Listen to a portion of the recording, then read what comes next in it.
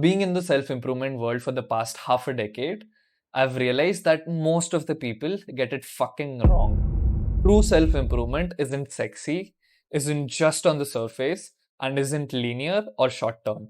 Contemporary self-improvement might appear to be glorious and sexy, but it's just sad, shallow, and stops you from achieving your true potential. The journey of the self is true self-improvement. Let me explain. The problem with contemporary self improvement is that it pays too much attention on improvement and not enough on the self. This is what I mean by that.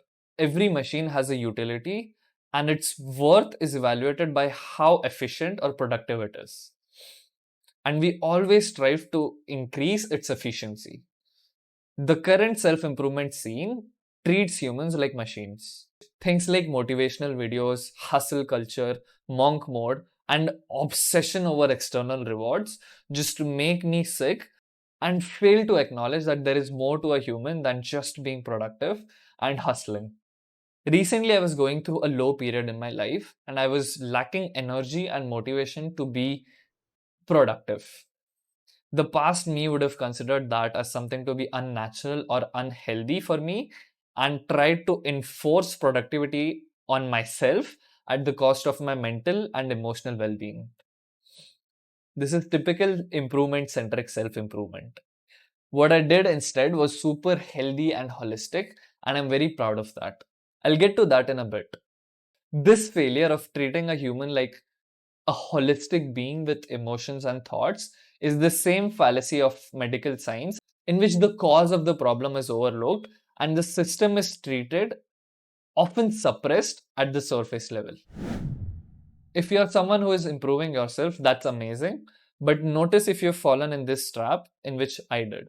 You focus on improving yourself not because of this intrinsic desire to be the best version of yourself, but because you feel this void deep within, almost like a sense of unworthiness that you must pacify by trying to improve yourself desperately so that you don't feel that anymore. But people who have been on this hustling journey for a long time will admit, if they're being honest, that this void never really goes anywhere no matter how much you improve yourself. A healthier self improvement, and the one which I am advocating for, is one which has more emphasis on the self. And when I say self, I mean it in the most inclusive sense, including the mind, the body, the emotions, and even the spirit. I mentioned this earlier, but this type of work isn't sexy. You have to get in the mud, get dirty, and face and resolve the things you have been avoiding for your entire life. It's not just on the surface. It has depth to it, and you have to dive within yourself. Unlike the stupid productivity and focusing hacks. And finally, it's not linear or short term. It takes a long time with patience, and things get much, much worse before getting better. This healthier approach takes into consideration and includes things like introspection, trauma work, getting to know the self, and wanting to improve and grow yourself from a place of acceptance rather than a desperate need to avoid the inner void. This is also what I believe Tyler Durden meant in this scene when he meant self destruction, because this work destroys the self or the ego.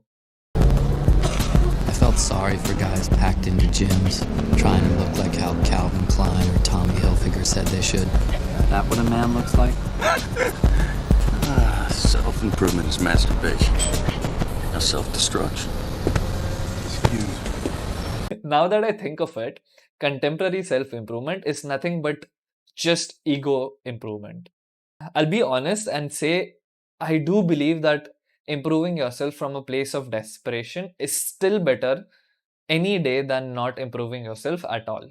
But the problem I have with it is it feeds into the lie of I'll be happy when it does not have to.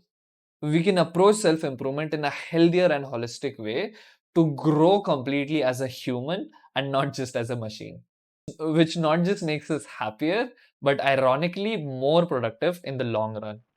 I must give credit where it's due and acknowledge that there has been a recent trend towards things like mental health and dopamine detox, which is a great step towards the holistic development I'm talking about.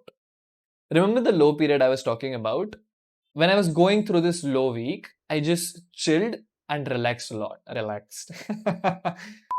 Which allowed me the time to process and understand my emotions instead of enforcing productivity on myself, which would not have done justice to the emotions that are demanding my attention. On my journey to the self, I've had experiences that I never thought I was capable of. You can watch this video to know my top 13 lessons from this journey. Thanks for watching.